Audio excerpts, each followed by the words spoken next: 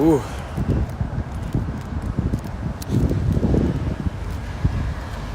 So today I want to talk about poverty is a mindset. Wealth is a mindset. Okay? Make your choice.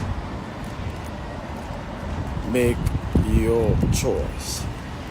So before I get into my talk, feel free to tell me your name and the city you're joining me from. I'm live here in Atlanta, Georgia. It's safe to say winter is here. Okay, it's getting colder and colder. There's a lot of very cold wind coming in. So, and by the way, can you hear me very well? If you can hear me very well, tap I can hear you well. But tell me your name and where you're joining me from. I'm going to be talking to you guys about poverty is a mindset. Wealth is a mindset. Make your choice. It's important to know that whatever it is that we experience is always a function of our mindset. Samuel from Nigeria, Bashiru from Ogun State. Who else is here? Okay, your name and where you're joining me from, anywhere in the world. And please invite people to today's conversation. There's a lot to share. I have a few minutes to share them. I have about 15 minutes for this show. But I promise you there's, a lot of wisdom around it. And I'll share a few stories.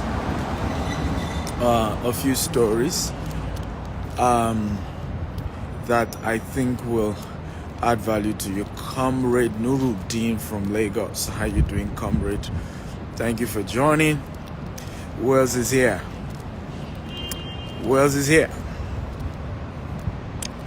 I can hear you, Abiodun from Nigeria. Okay, so I have a lot of my Nigerian family joining. Francis from Nigeria. Welcome, everybody.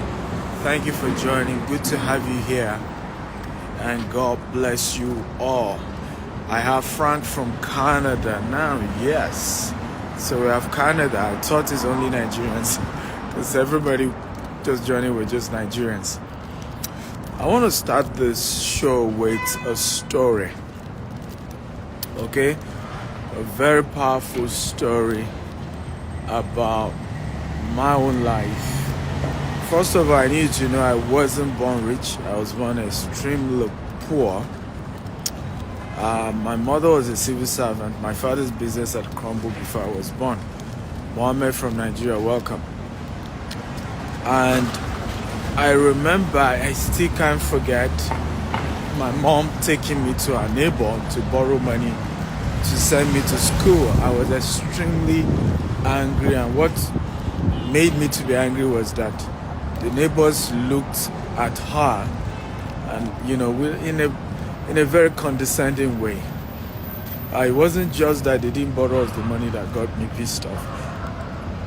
It was just the way they looked at us, and I just felt it wasn't comfortable. And I remember once asking, why are we poor? Why do we have to beg, borrow money? And her answer to me was, it was because I don't have a university degree. Okay? If you can get a university degree, you will get a good job and you will make more money and you'll be out of poverty. Okay?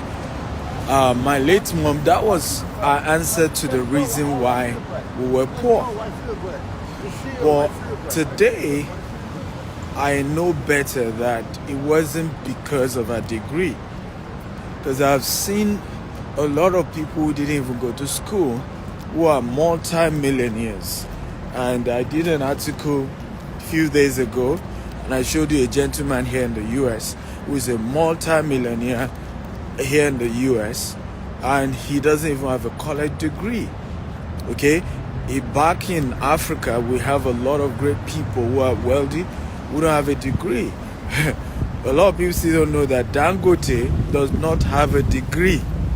Okay, he got a certificate from a particular university, but it wasn't like a degree. You go to university for 4 or 5 years, right? A lot of the richest guys you know in Nigeria are not. Some are dropouts. Okay, so the truth remains that wealth is actually a product of a mindset. Poverty is also a product of a mindset. However, the major reason is lack of financial intelligence. Everybody type financial intelligence. Okay? Can we all type financial intelligence? It's extremely cold and you have a lot of wind blowing. I want everybody to type financial literacy or financial intelligence. But let me start with financial literacy, right? So the problem is that people were going to school to get a degree, but the degree only teaches you how to, okay, help somebody else manage their business. A degree does not teach you how to be rich. A degree does not even teach you how to manage your own personal finance. Even if you study accounting, it doesn't teach you how to count your own money. It teaches you how to count money of companies, money of other people, not yours. So what's going on was that people were getting of course there was the era of my mother, okay, it was called the industrial age, and even Nigeria experienced that industrial age. Now in the industrial age era, there was almost more job than even people, so there were a lot of jobs. And so the way to differentiate certain people is, okay, you that you have a degree, you get promoted faster than the one without a degree. You that you have a master's, you get promoted faster. But the reality was also that the university system was created as a way to separate, okay, all these various workers. Okay, that was the intention. The university system was a way to separate all the various workers who were working for some of the richest people in the world. John D. Rockefeller, J.P. Morgan, and all these great people. Okay? So they were part of those who invested. And that's why they invested a lot in the universities, because it helped to separate even their workers. Now, you that have more degree, you get more job, you get more money, and all that. But the university was never a system created to make you make more money. And that is not a reason not to go to university. I still believe in the university system till tomorrow. I still think you should go to school, because what university does for you or going to school, it makes you a more enlightened person. It gives you a lot of exposure. It helps you to build your mental and critical thinking ability.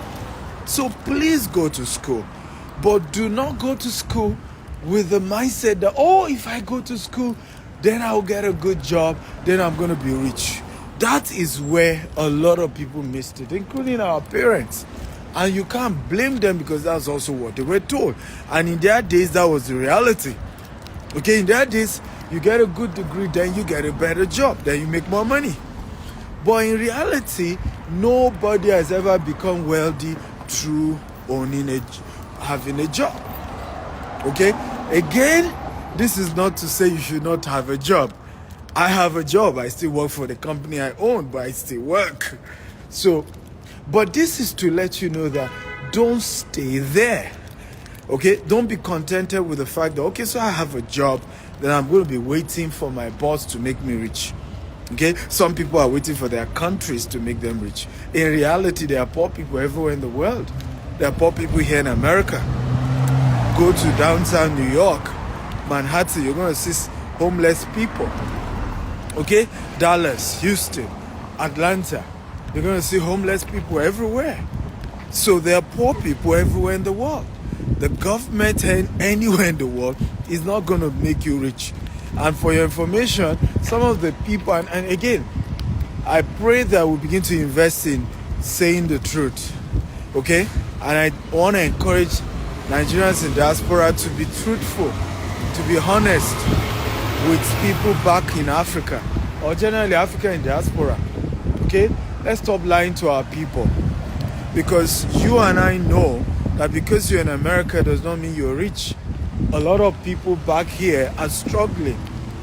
Okay? Really, really struggling. Somebody was sharing with me how one of his friends went to Nigeria. Of course, when you change the little dollar you get here, you change it to Naira, it becomes a lot. So you go home, you spray money, you brag to everybody. And when the friend got back to the US, the friend said, well, I'm back to reality. I'm back to the hustle. 20 job, 3 jobs, 2 jobs, $15 an hour, $20 an hour. I'm back to reality. I'm back to the work. Nobody sees each other. So, back to my conversation. So the question is now, after all of this thing I've shared with you, how do you become rich? The first thing is to get the knowledge of wealth. Understand the difference between an asset and liability. Understand the difference. Understand what actually makes you wealthy. And so even if you have a job today, okay, you are taking measures. The noise of the fire service in America gets me. It's just too loud. I don't know why they did it that way. Just unnecessarily loud. Okay? So, I'm not in any way telling you not to get a job. Like I told you, I own my company, but it's still a job. I still go to work. I still take it serious. Okay? I'm still having responsibilities and hard work. So I'm not against that. But to wait on just that, okay, is where the problem is. So you see people just waiting on only what will come from the job. Rather, what I say is get a job if you have to. But on the side, begin to invest first in the knowledge of investment. Not even business. Because while you are working on a job, if you pick up so-called side hustle, extra business, it's usually difficult to combine the two. Okay? Always difficult to combine a side hustle, okay, with another business. But learn about investment. Learn about how to put money on the side. I did a training here in Atlanta, Georgia yesterday, okay? And one of my students was sharing how he was based then in Pretoria, in South Africa. And he was even a student. But as a student, he was curious and was ready to start researching about real estate, about investment. And there was a loan. Then you could just take a loan. There was a lot of money. It was before the South African World Cup. So South Africa had so much money everywhere. Banks were giving loan. And he took a loan to buy about 3 properties or 4 properties. And then at some point he started coming to the US. He sold one of those properties and was able to raise $50,000. And with the $50,000, he bought a house here in the US for $50,000. Okay, $50,000. Now, in practically 10 years later, the value of that house he bought for $50,000 is currently going for $250,000. Now, that is called financial intelligence. That's called financial literacy. So I'm not even about, start a business, be a CEO. All of us cannot even start a company. All of us don't even have the patience to run a business and endure a business. But you can begin to learn what is an asset, what is a liability. Okay? How do I save money? How do I invest money? What are opportunities I can start getting now? Where can I start putting money so that years later I can get return on investment? These are the things you want to focus on and you want to begin to learn. Okay? And once you start learning them, it's not going to be sudden. It's not going to be overnight, but gradually you are changing your story. You're learning, you're becoming better. You're understanding the concept of wealth and liability. You are gathering more assets. And years to come, you realize that when others are saying there's a casting down, you are saying there's a lifting up, because your story is gradually changing. Again, poverty is a mindset. Wealth is a mindset. Why? A poor person says, I cannot afford it. A rich mindset says, how can I afford it? A poor mindset says, well, we don't know how they made their money. A rich mindset says, can I investigate how they made their money? If it's legit, then I'm going to replicate the same. Right? A poor mindset says, all rich people are bad people. Right? They are arrogant, they are condescending, they are this. I don't want to mix with them. A rich mindset says, hey, two poor people cannot help themselves. I want to relate with people who are wealthy so that I can learn from them the way to legitimately build wealth. It's up to you. Do you have a poverty mindset or do you have a wealth mindset? A poverty mindset argues even on what they don't know.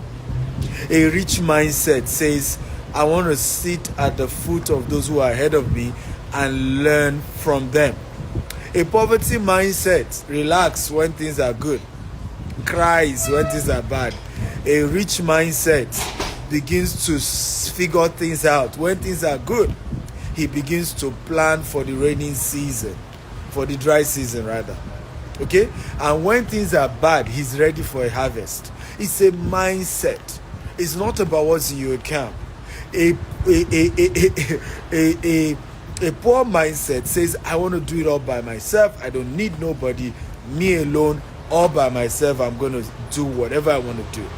And a rich mindset say, no, I have to leverage on OPM and OPT. I have to leverage on other people's money. I have to leverage on other people's time to be able to scale whatever it is that I am currently doing.